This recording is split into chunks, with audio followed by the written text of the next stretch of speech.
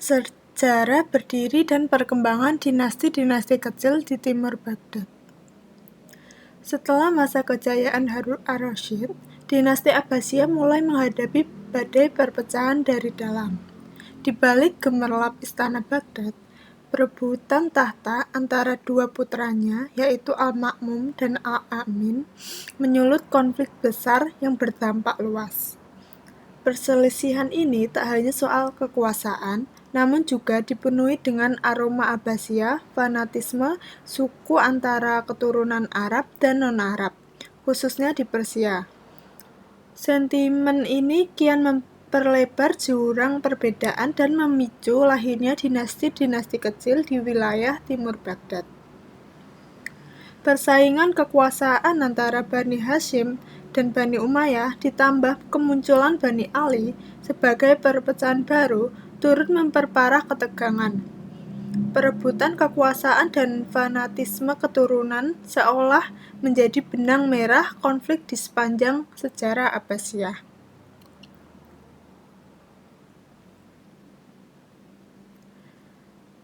Dinasti-dinasti kecil ini masih bisa ditekan pada masa Al-Ma'mun.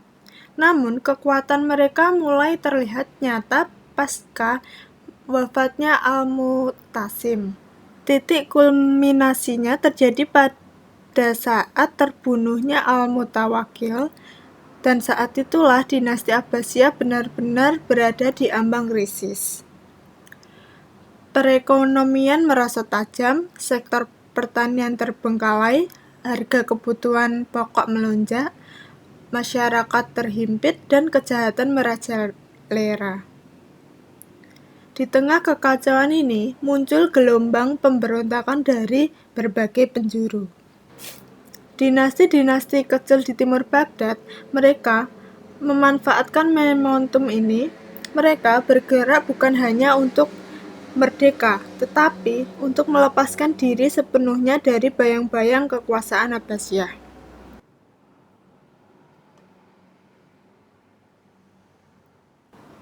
Dinasti Tahiriyah adalah salah satu kekuatan besar yang tumbuh di timur Baghdad, tepatnya di wilayah Khurasan. Meski tidak sepenuhnya lepas dari kekhalifahan Abbasiyah, dinasti Tahiriyah ini berhasil berdiri secara semi-independen dan menjadi pemain penting dalam sejarah dunia Islam. Sosok di balik kemunculan dinasti ini adalah Tahir bin Al-Husain, seorang jenderal berdarah Persia yang dijuluki pendekar mata satu, karena ia hanya memiliki satu mata. Namun, jangan salah, meskipun bermata satu, Tahir dikenal sangat tangguh di medan perang. Ia bahkan diberi gelar Zul Yamain karena mahir memainkan pedang dengan kedua tangannya. Tahir menarik ketenaran ketika terjadi perebutan kekuasaan antara dua putra Khalifah Harun ar-Rasyid, yaitu Al-Amin dan Al-Ma'mun. Tahir mendukung Al-Ma'mun, yang juga memiliki darah Persia dari pihak ibunya. Tahir menjadi panglima utama dan berhasil membawa Al-Ma'mun naik tahta. Sebagai balas jasa, Al-Ma'mun mengangkat Tahir menjadi gubernur Khurasan dengan ibu kota di Naisabur. Uniknya, Tahir diberi hak otonomi khusus. Tahir hanya wajib membayar pajak tahunan tanpa harus sepenuhnya tunduk pada khalifah. Inilah awal berdirinya dinasti Tahiriyah pada tahun 820 Masehi. Sayangnya, Tahir hanya memerintah selama 2 tahun. Ia wafat pada tahun 822 Masehi karena sakit. Kekuasaan lalu dilanjutkan oleh anaknya, yaitu Thalhah bin Tahir, dan kemudian diganti oleh saudaranya, yaitu Abdullah bin Tahir, yang memerintah selama 17 tahun. Keduanya tetap menjaga hubungan dengan pusat pemerintahan Abbasiyah, meskipun perlahan mulai menunjukkan arah yang berbeda secara politik. Kemunduran dan runtuhnya dinasti Thohiriyah. Di masa Abdullah, hubungan dengan khalifah mulai memburuk. Ketika diuji kesetiaannya, ternyata Abdullah lebih mendukung keturunan Ali bin Abi Thalib. Hal ini membuat Khalifah Al-Ma'mum menarik beberapa wilayah penting dari kekuasaannya. Gubernur terakhir di dinasti Thohiriyah adalah Muhammad bin Thohir. Ia berusaha memperluas wilayah ke timur hingga perbatasan India. Tapi kekuasaan dinasti Thohiriyah ini semakin melemah. Akhirnya, pada tahun 872 Masehi, dinasti Thohiriyah ini runtuh dan digantikan oleh dinasti Safariyah.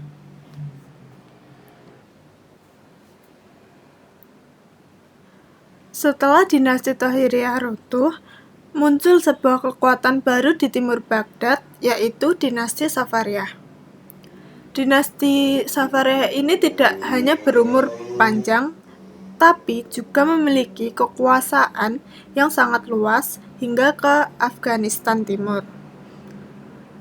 Dinasti Safariyah memerintah selama 41 tahun dari tahun 867 hingga 908 Masehi, dengan pusat kekuasaan di kota Sijistan. Pendiri dari dinasti Safariyah adalah Yaqub bin al-Laits al-Safar, seorang pria yang berasal dari kalangan biasa. Ia dulunya hanya seorang tukang tembaga. Julukannya Al-Safar berarti tukang tembaga, tapi di balik profesi sederhananya, ia memiliki jiwa kepemimpinan yang luar biasa. Awalnya, Yakub hanya seorang pemimpin kelompok Ayarun, sekelompok milisis yang melawan pemberontak Khawarij. Namun karena keberanian dan ketegasannya, ia menarik perhatian gubernur Sijistan dan diangkat menjadi pemimpin pasukan. Tak butuh waktu lama, rakyat mulai mendukungnya, dan ia naik menjadi penguasa wilayah itu. Setelah berkuasa, Yakub mulai memperluas wilayahnya melalui Herat, merebut Naisabur, lalu menguasai Makran, Kerman, dan Sind.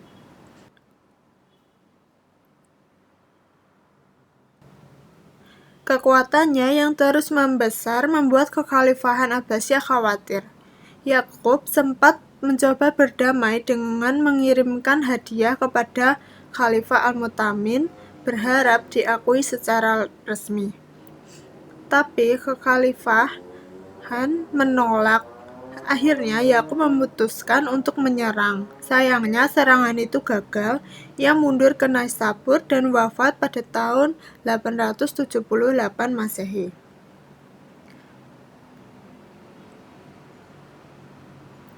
Kekuasaannya berlanjut ke saudaranya, yaitu Amr bin al-Laits. Tidak seperti Yakub, Amr menjalin hubungan harmonis dengan Abbasiyah. Ia bahkan diangkat menjadi gubernur resmi atas wilayah Khurasan, Persia, dan sekitarnya. Pemerintahannya rapi dan ia berusaha menata keuangan serta sumber daya negara.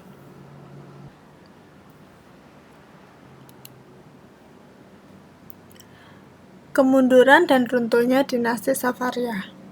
Amr bin al-Laits membuat aturan ketat untuk mengawasi pekerjaan dan sumber daya negara. Namun, ambisi tetap ada.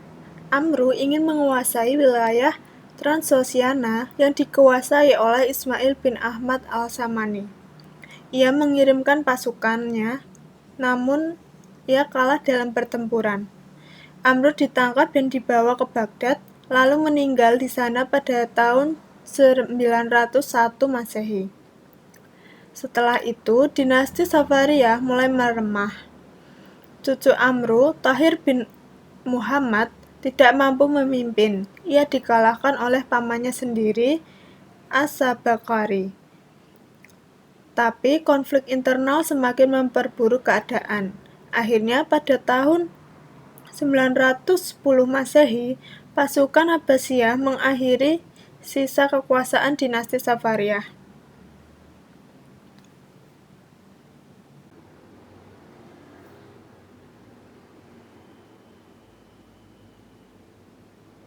Dinasti Samaniyah 819 sampai 999 Masehi.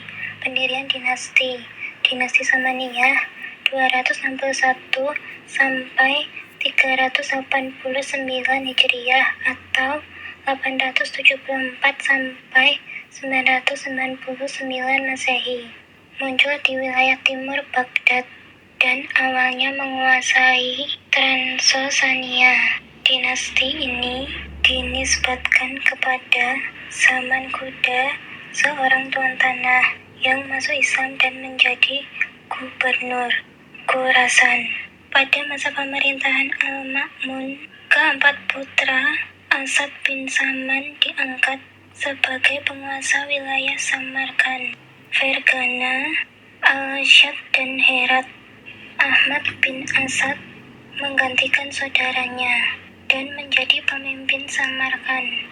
Di bawah Nars II, Samaniyah berhasil memperluas wilayah ke Sijistan, Kerman, Jurjan, Raiyi, dan Tabristan, serta menaklukkan seluruh kawasan Transosiana dengan ibu kota Bukhara dan Samarkand sebagai kota terkemuka. Kemunduran dan runtuhnya dinasti Samaniyah. Terjadi pada masa pemerintahan Mansur bin Abdul Malik 961 sampai 976 Masehi. Pada masa ini, wilayah kekuasaan Samaniyah mulai terpecah dengan beberapa wilayah seperti Buwaihi, Tabristan, Jurjan, dan Dailam memisahkan diri. Dinasti Ghaznawiyah 977 sampai 1186 Masehi. Dinasti Ghaznawiyah adalah dinasti pertama yang didirikan oleh bangsa Turki di timur Baghdad, bermula dari pengembara Turki yang bekerja di bawah dinasti Samaniyah. Abdikin, seorang budak Turki, menjadi amir di Khorasan pada 961 Masehi dan merebut Ghaznah pada 962 Masehi, mendirikan dinasti ini yang meliputi wilayah Afghanistan dan Punjab. Kemunduran dan runtuhnya dinasti Ghaznawiyah. Dinasti Ghaznawi mulai melemah karena kurangnya kekuatan militer. Setelah Mahmud bin Sabaktekin meninggal karena sakit, kekuasaan dinasti ini mulai goyah. Wilayah Ghaznawi pun mulai merdeka, memecah kekuatan dinasti. Dinasti Khwarizmi 1077 sampai 1231 Masehi. Dinasti Khwarizmi berada di timur Baghdad, berbatasan dengan Khorasan di selatan, Transosiana di timur, serta wilayah Turki di utara dan barat. Kini wilayah ini menjadi bagian dari Uzbekistan dan Turkistan. Alauddin Khwarizmshah memperluas wilayah hingga mencakup Khorasan, Transosiana, Kerman, Magran, Afghanistan, serta daerah barat Sungai Indus. Pada masa ini, dinasti Khwarizm mencapai puncak kejayaannya, membentang dari Irak hingga Sungai Indus dan dari Laut Kaspia hingga Samudra Hindia. Kemunduran dan runtuhnya dinasti Khwarizmi. Pada 1218 Masehi, Sultan Alauddin menolak tawaran dagang dari Genghis Khan dan memerintahkan penangkapan serta pembunuhan utusan Mongol di Baghdad. Keputusan ini memicu amarah Genghis Khan. Pia, dinasti Seljuk 1037 sampai 1157 Masehi. Seljuk, kepala suku Gusturki, memimpin sukunya yang beragama Sunni memasuki Bukhara pada 956 Masehi. Kemudian menguasai wilayah dinasti Ilek Khan dan Samaniyah. Kemunduran dan runtuhnya dinasti Seljuk. Perang sipil dan kerusuhan setelah wafatnya Malik Syah. Terjadi perang sipil antara putra-putranya yang melemahkan stabilitas dinasti. Pecahnya dinasti Seljuk.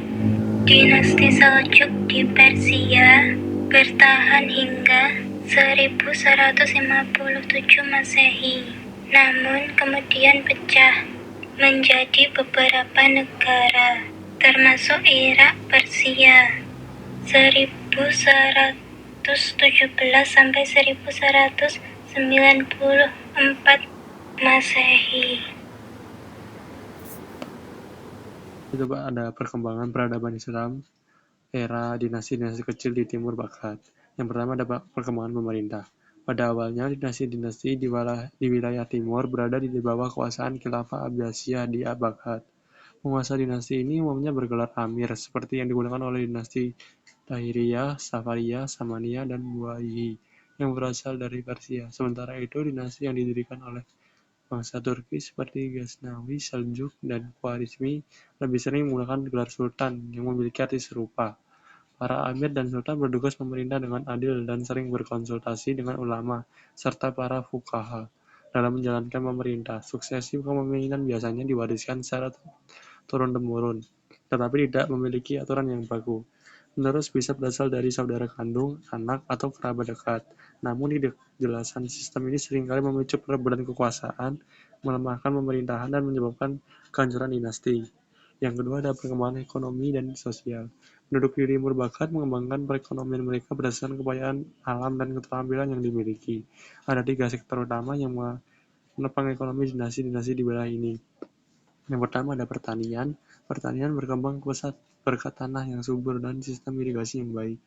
Sungai Amu Darya dan Shir Darya di Transoxiana memberikan air yang cukup untuk pertanian. Hasil utama meliputi gandum, beras, anggur, aprikot, pir, serta berbagai biji-bijian dan buah-buahan. Yang ketiga ada industri. Ketersediaan bahan baku dan keterampilan penduduk mendukung berkembangnya industri seperti keramik, perhiasan, gula, kertas, tekstil, wool, dan sutra. Interaksi dengan Cina dan India turut mempercepat pengembangan ini. Yang keempat ada perdagangan. Perdagangan maju pesat karena letak strategis wilayah ini, menghubungkan Cina dan India di timur dengan Eropa dan Abbasiyah di barat. Produk pertanian dan industri yang melimpah juga mendorong aktivitas dagang yang aktif. Secara sosial, masyarakat terdiri dari berbagai kelompok etnis, termasuk Arab, Persia, dan Turki, serta para budak. Wanita juga berperan dalam pemerintahan, seperti Sayyidah Alwisayah di Buwahi dan Turkan Khatun di Seljuk. Perayaan keagamaan mendapat perhatian besar selain Idul Fitri dan Idul Adha. Masyarakat juga merayakan tradisi Persia seperti Nairuz dan Mihrajan, serta perayaan Syiah seperti Hari Asyura. Yang ketiga ada perkembangan ilmu pengetahuan dan kebudayaan. Pada era dinasti Samaniyah, Samarkand berkembang menjadi pusat ilmu yang hampir menyaingi Baghdad. Selain keilmuan Arab, bahasa dan sastra Persia juga mengalami kemajuan. Ilmuwan besar seperti Al-Razi dengan karya medisnya Al-Mansuri lahir pada masa ini. Naisabur sejak era Tahiriyah 822-873 Masehi, menjadi pusat intelektual dunia Muslim, terutama dalam filsafat, agama, politik, matematika, dan sains.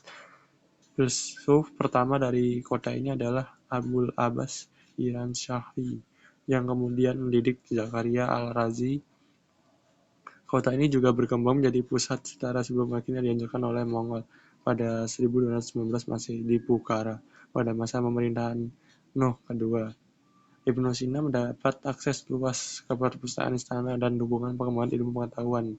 Sastra Persia modern juga berkembang dengan tokoh seperti Firdausi, sementara karya sejarah Al-Tabari diterjemahkan ke dalam bahasa Persia oleh Bal'ami. Pada era Ghaznawi, ibu kota Ghazna menjadi pusat akademik dengan istana yang menjadi tempat pergumulan penyair dan ilmuwan. Tokoh-tokoh penting seperti Al-Utbi, Al-Biruni, dan Firdausi berkarya di sini. Kemajuan ilmu dan budaya di Timur Barat dipengaruhi oleh beberapa faktor, yaitu warisan intelektual Persia, yang kedua ada industri kertas, yang ketiga ada interaksi ulama, yang keempat ada persaingan dinasti. Sekian dari kelompok 5, kurang lebihnya mohon maaf. Wassalamualaikum warahmatullahi wabarakatuh.